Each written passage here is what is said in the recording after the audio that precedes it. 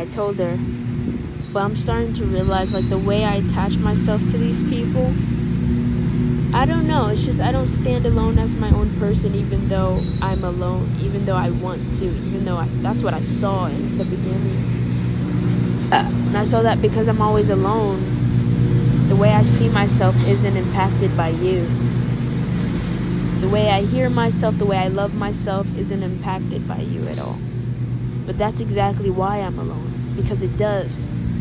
Because what you say about me does hurt, and it does land. Even though I don't accept what you said, I now need to fight with what you said. Like, so, and the only time I separate myself from people in terms of, okay, like, what is it called? Like self-confidence or stuff like that, is when it's out of spite. And it's like I'm in this protective zone where, all right, I'm just going to protect myself at any means, by any means. And I'm extra pointy, and I'll just say things without considering your feelings. I know how you feel about this, but I don't care anymore. Because when I did care, that hurt me. And when I did care, you didn't care to acknowledge that I cared. And you didn't care that I was kind to you. So why would I care in return? That doesn't make sense. But I'm also realizing that I've attached myself to people in a way that's like kind of like dreads, where it's like, or I'd rather use a plant where the roots of two plants have conjoined at some point. And not at the root either, but like more so like not in the middle of the plant. It starts pretty early. So there's the root that's below ground, and then like a little bit out of the ground is their individual roots. They're stems, not roots, stems. We get above the ground, we see their stems, and just a little bit above ground, we see them kind of conjoin, where I know I get a sense of who I am at the core, but how I feel about my growth, how my plant grows, is also dependent on how you see my core, how you see my growth, how you see me. And that's not cool for me. That's not healthy. And it makes me feel like I have to protect myself from people, because everybody will have their opinions. They will have or say things you don't like. Every single relationship. And it was just easier for me to be like, you know what? I'm good off of you. Thanks for showing me that I can't trust you. Every single person on earth will say something that I don't like, will say something that hurt my feelings, whatever it is.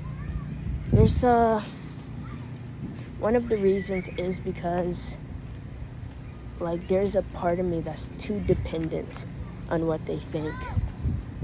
I let them in on the corners of my life,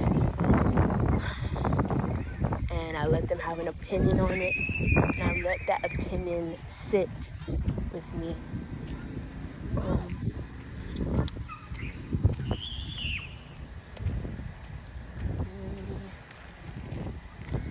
So there could be a healthy way to go about this, where we are two flowers that see each other as such.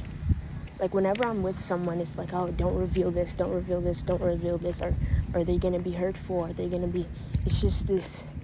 I'm not open to growing with this person because I don't know if it's safe to even sit with them.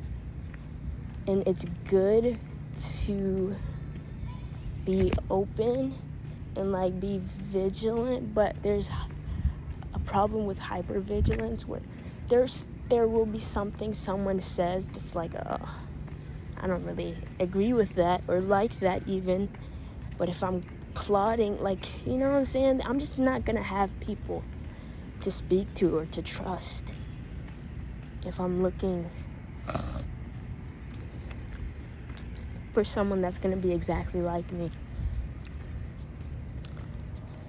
And even then, some of my opinions are like things I know I shouldn't believe, but I do anyway. So there's that too. Like, I don't always agree with myself at times. Like, dang, bro, I see all people as this. I don't want to see them as this. I see these types of people as this. I don't like that, you know?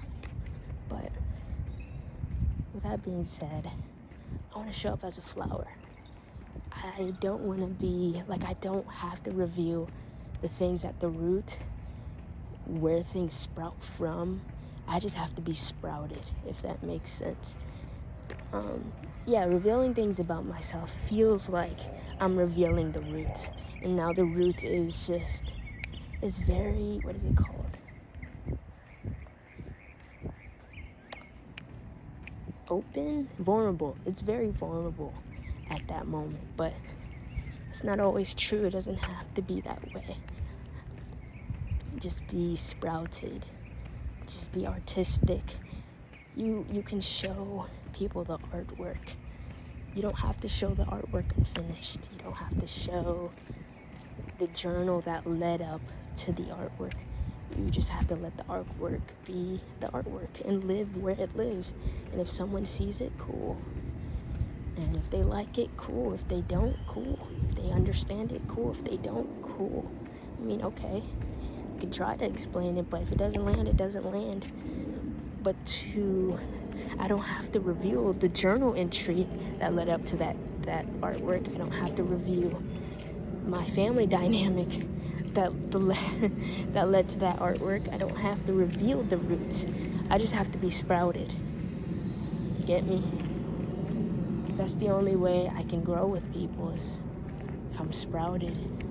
But if I'm constantly trying to protect the roots because I don't feel like the dirt that surrounds me is stable, and in this case, the thing that surrounds me is Jesus, his discernment, his love, his kindness. He's just really warm. He's just so warm. Then, yeah, I just have to trust that. And just be sprouted.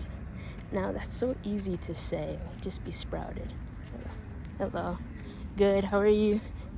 That's good. And I just have to be sprouted. And it's so easy to say, oh, just be sprouted, just be a flower, just be happy, just smile, just, but I don't know, dude. I thought with expressing who I am, how I feel, also comes with, like, telling my deepest, darkest secrets. Oh, okay, there's one thing I used to think. If I felt like a conversation would lead to something I didn't want to express, then I'd, like, shut the conversation down right there. That's insane, bro. Because not only that, dude, that's just hyper vigilant as well, to foresee this conversation going a certain way and being like, you know what? No, it ends there. That's insane. You have to be actively looking for something like that. Dang, dude. That's insane. Okay, well, be like a flower that trusts the dirt around it to hold and protect its vulnerabilities from wind, debris, rain, hail, snow, all of it, so you can sprout. Man, if a plant is worried about its roots all the time, it's just gonna grow like with a curved back, because it's always looking down, always being hyper vigilant. It's gonna dry out at its petals because it's always stressing. Man, dude. Man. That analogy is beautiful. So be like a plant, okay? I'm rooted in who God says I am. Ooh, who God reveals who I am. And trust in Him that all my vulnerabilities are protected from bad people, from people with bad intentions, from this big dog wolf, bro. This wolf dog in here, bro. I don't even want to turn the camera to this house, dude, so that I can grow without a hunchback, without running my brain into just always thinking about what has happened instead of what could happen. If I put all my eggs into my future and my present, and just trust that he got it.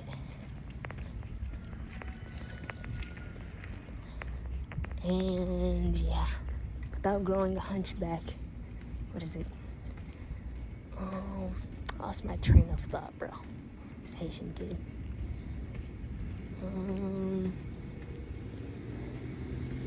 Yes, and so I could stop stressing because God. So at that point, I could stop stressing because God got me and has protected all of my vulnerabilities, protected who I am. He's protected and guided me, guiding me. So I don't have to stress about who's good and who's bad and what will this person do with this information. Because honestly, they don't need that information, they don't ask for that information. I always think to myself, like, oh, this is going to lead to something. You're going to ask me a question that I'm uncomfortable with. Oh my gosh, oh my gosh, it's like a metal detector. You're close, gang. You're getting warmer, dude. I mean, you don't have to. You can just, I'm uncomfortable with sharing that. I'm not sharing that. Just because someone asks about a artwork that stems from a troubled experience with my family doesn't mean I have to express that thing with my family. I can explain the premise of the artwork, etc. This isn't mine.